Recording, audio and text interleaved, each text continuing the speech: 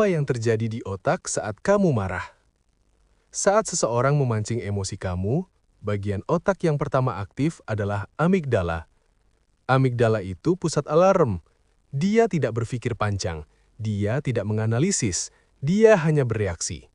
Begitu merasa terancam, dia langsung mengirim sinyal, lawan atau lari. Masalahnya, kesuksesan dibangun oleh logika, bukan oleh alarm. Orang sukses melatih prefrontal cortex mereka, bagian otak yang bertugas berpikir rasional. Mereka memberi jarak antara stimulus dan respons, dan di jarak itulah kekuatan sebenarnya berada. Contoh nyata, orang besar dan ketenangan. Warren Buffett. Dia pernah dikritik habis-habisan ketika pasar saham jatuh. Banyak orang panik, banyak investor marah dan menyalahkan keadaan. Buffett tetap tenang, karena dia tahu emosi massa adalah peluang bagi orang yang stabil. Dia tidak bereaksi pada kepanikan, dia memanfaatkannya. Dan itulah mengapa dia tetap berada di puncak selama puluhan tahun. Nelson Mandela. Bayangkan di penjara 27 tahun. Sebagian orang mungkin keluar dengan kebencian, dengan amarah yang membara. Mandela keluar dengan ketenangan. Dia memilih rekonsiliasi, bukan balas dendam. Dan keputusan itu mengubah sejarah negaranya. Steve Jobs. Walau dikenal perfeksionis, di momen-momen krisis besar, Apple hampir bangkrut, Jobs justru paling fokus. Dia tidak membuang energi untuk menyalahkan. Dia memotong produk. Dia menyederhanakan visi. Dia mengambil keputusan dingin, dan Apple bangkit. Orang sukses berpikir jangka panjang.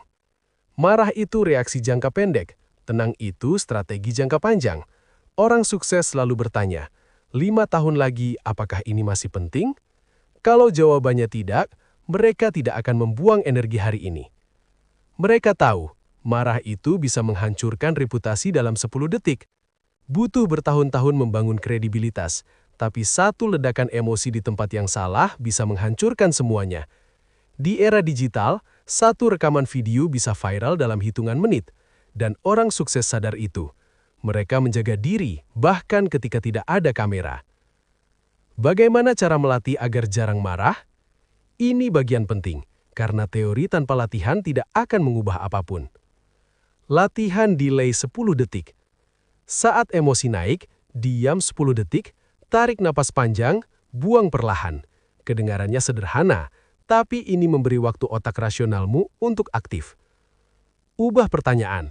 Daripada bertanya, kenapa dia begitu ke saya? Ganti dengan, apa pelajaran di sini? Pertanyaan menentukan emosi. Kurangi ego, perbesar tujuan. Semakin besar tujuanmu, semakin kecil gangguan terasa. Orang yang punya visi besar tidak punya waktu untuk konflik kecil. Jaga energi fisik. Kurang tidur, lebih mudah marah. Kurang makan, lebih sensitif. Stres berlebihan, mudah tersulut. Banyak orang mengira mereka emosional, padahal mereka hanya kelelahan. Ketenangan adalah strategi kekuatan. Tenang bukan berarti pasif. Tenang bukan berarti lemah. Tenang berarti kamu memilih momen untuk bergerak. Seperti air yang terlihat lembut, tapi bisa menghancurkan batu dalam jangka panjang. Orang sukses tahu kapan berbicara, kapan diam, kapan menegur, kapan mengabaikan. Dan pilihan itu lahir dari kontrol diri.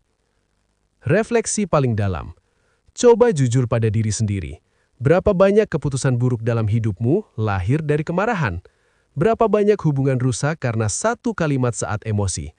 Berapa banyak kesempatan hilang karena kamu ingin membalas sekarang juga?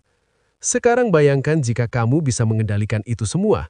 Bayangkan jika setiap provokasi justru membuatmu semakin stabil. Bayangkan jika kamu menjadi orang yang paling tenang di ruangan. Itu bukan hanya membuatmu terlihat dewasa, itu membuatmu berbeda. Dan dalam dunia yang penuh reaksi cepat, orang yang berbeda adalah orang yang unggul. Orang sukses jarang marah bukan karena mereka tidak punya emosi, tapi karena mereka punya arah. Mereka tidak membiarkan gangguan kecil mengganggu perjalanan besar. Jadi mulai hari ini, saat seseorang mencoba memancingmu, ingat satu hal. Setiap kali kamu tetap tenang, kamu sedang naik level. Dan mungkin kesuksesanmu tidak dimulai dari kerja keras saja, tapi dari kemampuan sederhana untuk tidak bereaksi pada hal yang tidak penting. Kalau hari ini kamu belajar sesuatu, jangan hanya dipahami, latih, karena perubahan tidak datang dari tahu, tapi dari praktik. Ini MyStick, 1 garis, 1000 makna. Sampai jumpa di perjalanan berikutnya.